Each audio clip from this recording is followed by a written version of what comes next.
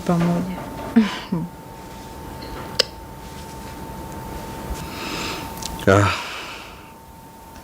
Unajua mbuzi inatakiwa ale urefu wa kamba yake. Akizidisha basi atapata maumivu makali sana.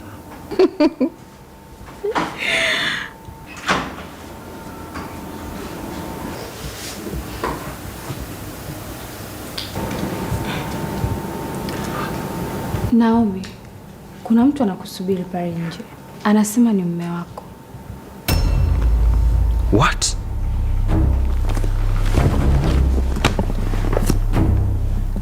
Mume wake?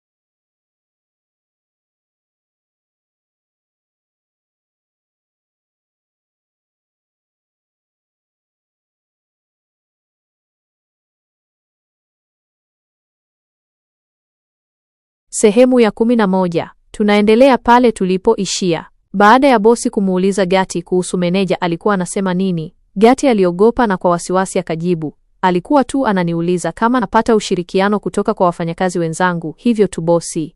Bosi alimtazama kwa makini, akihisi kuwa Gati alikuwa na hofu isiyo ya kawaida. Hakuonekana kuwa huru kabisa kuzungumza, hasa baada ya kupokea ile simu ya meneja. Hilo lilimfanya bosi ahisi kuwa kuna jambo linaendelea ambalo Gati anajaribu kuficha. Hata hivyo, hakutaka kumuuliza zaidi, badala yake akasema, basi sawa. Endelea kufanya kazi kwa bidii, kila kitu kitakuwa sawa. Baada ya mazungumzo hayo, Gati alirudi nyumbani. Latifa, aliyekuwa akimsubiri kwa hamu, alimuuliza haraka, "Niambie, kasemaje bosi wako?" Gati alitikisa kichwa na kusema, "Hapana, hajasema chochote zaidi ya kunitaka niendelee kufanya kazi kwa bidii." Latifa alishusha pumzi na kusema, kumbe, basi nilitaka kumsingizia bosi wa watu bure."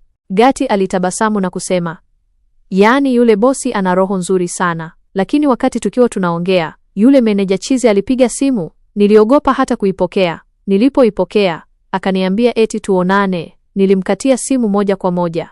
Latifa alipiga makofi kwa msisimko na kusema, "Safi sana, ulifanya vizuri, usimpe nafasi kabisa. Kikubwa ni kwamba umeshaingia kazini, sasa pambana rafiki yangu." "Sawa kabisa rafiki yangu," Gati alikubaliana naye. Siku zilipita, na Gati aliendelea kufanya kazi kwa bidii. Alijitahidi kutompa meneja nafasi yoyote ya kumkaribia. Siku moja, meneja alimuita ofisini kwake. Alikaa kwenye kiti chake, huku akimkazia macho kwa dharau na kejeli. "Naona umesahau kabisa kuwa mimi ndiye niliyekupatia hii kazi, na unajua malipo yangu si pesa. Na kuhitaji wewe. Leo jioni unajua tunakutana, sivyo?" Gati alimtazama kwa dharau na ujasiri. "Sikiliza meneja," alisema kwa sauti thabiti. "Kama kweli ulinipa kazi, basi ulipata ulichokitaka wakati ule. Mkataba wako umeisha, na kama utaendelea kunisumbua, nitamwambia bosi kila kitu." Meneja alishtuka kusikia maneno hayo. Hakutegemea Gati angeweza kumtishia namna hiyo. Uso wake ulibadilika ghafla, na kwa hasira akasema, "Sawa, toka nje ya ofisi yangu." Gati alitoka nje kwa haraka, akihema kwa woga, lakini akiwa amejawa na ujasiri mpya. Alipokuwa anatoka, dada wa usafi alimwona. Dada wa usafi alimtazama Gati kwa macho makali. Aliposubiri hadi jioni, alimsimamisha kabla ya kuondoka kazini na kusema kwa ukali, "Sikiliza wewe dada, sio kila mwanaume unayemkuta ofisini anahitaji mwanamke mwingine. Yule meneja ni mtu wangu. Nimekuona mara nyingi ukienda ofisini kwake na kukaa muda mrefu. Nakupa tahadhari, kaa mbali naye, vinginevyo nitakuumiza." Gati alishtuka sana. Hakujua kama dada wa usafi alikuwa akimfuatilia kwa muda mrefu. Bila kusema chochote, aliondoka haraka kuelekea nyumbani. Alipofika, alimkuta Latifa na akasema, "Rafiki yangu, kuna mambo yamenitokea kazini leo. Nitakueleza baadaye, lakini sasa hivi naondoka. Bosi ameniomba tukutane kwa chakula cha jioni tena." Latifa alicheka na kusema, "Hahaha, hakika sikukosea. Sasa nathibitisha 70% kuwa bosi anakutaka. Utaniambia?" Gati alitikisa kichwa na kusema, "Hapana, sidhani." Alinyanyuka na kuondoka. Tutaendelea. Ili kupata mwendelezo wa hadithi hii, nenda YouTube andika Kifo cha Bosi Pati 12. Sehemu ya 11. Tunaendelea pale tulipoishia. Baada ya bosi kumuuliza Gati kuhusu meneja alikuwa anasema nini, Gati aliogopa na kwa wasiwasi akajibu, "Alikuwa tu ananiuliza kama napata ushirikiano kutoka kwa wafanyakazi wenzangu, hivyo tu bosi." Bosi alimtazama kwa makini, akihisi kuwa Gati alikuwa na hofu isiyo ya kawaida. Hakuonekana kuwa huru kabisa kuzungumza, hasa baada ya kupokea ile simu ya meneja. Hilo lilimfanya bosi ahisi kuwa kuna jambo linaendelea ambalo Gati anajaribu kuficha. Hata hivyo, hakutaka kumuuliza zaidi, badala yake akasema, "Basi sawa. Endelea kufanya kazi kwa bidii, kila kitu kitakuwa sawa." Baada ya mazungumzo hayo, Gati alirudi nyumbani. Latifa, aliyekuwa akimsubiri kwa hamu, alimuuliza haraka, "Niambie, kasemaje bosi wako?" Gati alitikisa kichwa na kusema, "Hapana, hajasema chochote zaidi ya kunitaka niendelee kufanya kazi kwa bidii." Latifa alishusha pumzi na kusema, kumbe, basi nilitaka kumsingizia bosi wa watu bure." Gati alitabasamu na kusema, "Yaani yule bosi ana roho nzuri sana, lakini wakati tukiwa tunaongea, yule meneja chizi alipiga simu, niliogopa hata kuipokea. Nilipoipokea, akaniambia eti tuonane, nilimkatia simu moja kwa moja."